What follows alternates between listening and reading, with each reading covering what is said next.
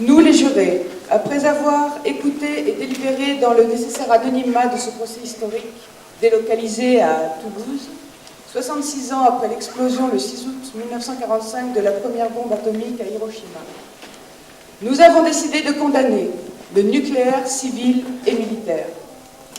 Cette décision historique, lue ici solennellement devant le peuple et ses représentants locaux sur le parvis de cette chapelle à Toulouse, nous semble nécessaire afin d'éliminer au plus tôt les risques inutiles que fait peser l'industrie nucléaire sur les citoyens du monde d'aujourd'hui et également sur les générations futures. D'ouvrir la voie à une société dont les valeurs ne seraient plus les valeurs marchandes, ni la consommation, mais de fraternité, d'équité, de liberté, prônant la sobriété, la joie de vivre partagée et le respect de la vie sous toutes ses formes. D'éviter, grâce à cette société sobre, mais pas sans ivresse, la crise écologique qui exclurait les humains de l'aventure de la vie.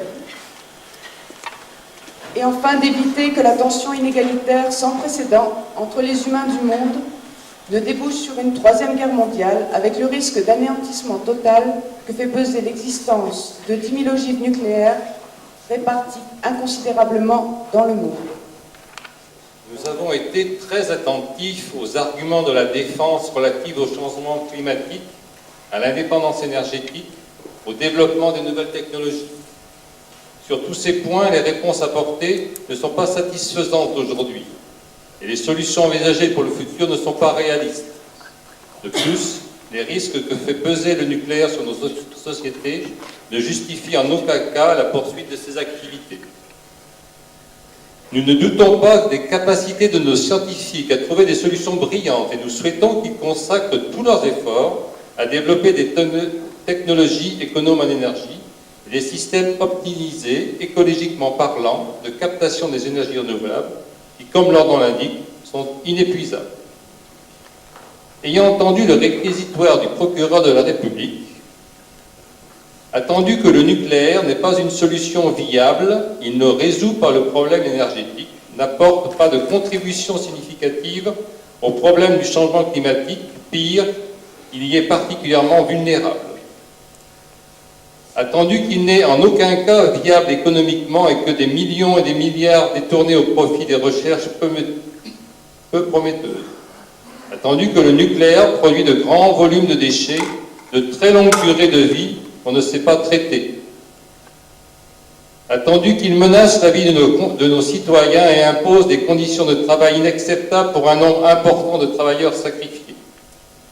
Attendu que la collusion entre nucléaire civil et militaire est permanente et que pourtant l'État français, pour des raisons purement économiques, se fait le promoteur acharné des centrales nucléaires auprès de régimes pour le moins peu recommandables. Nous ne citerons que l'exemple de la Libye.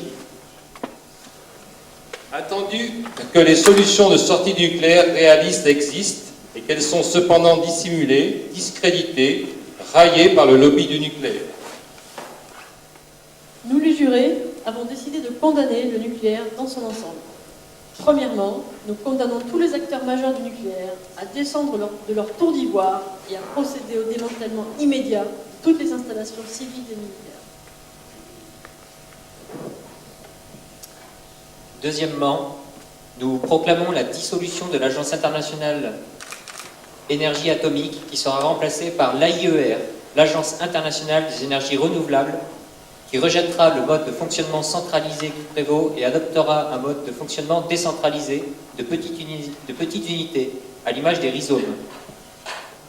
Troisièmement, nous condamnons toutes les agences nucléaires nationales à contrôler le bon déroulement des opérations de démantèlement des centrales et la destruction des armes nucléaires et à se reconvertir dans des scénarios énergétiques alternatifs. Troisièmement,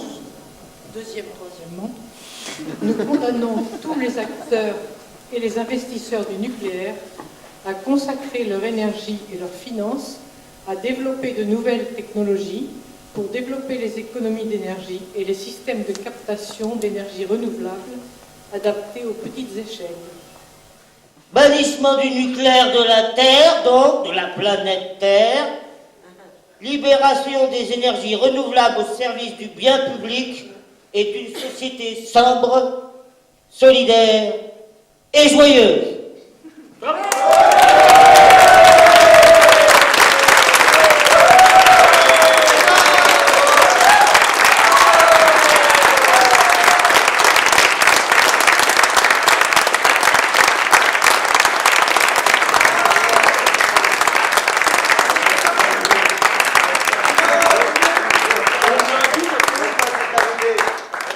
Je voulais dire une chose, vous avez vu qu'on avait aujourd'hui un gars qui a eu beaucoup de courage, qui est venu défendre la cause du nucléaire, c'est l'avocat.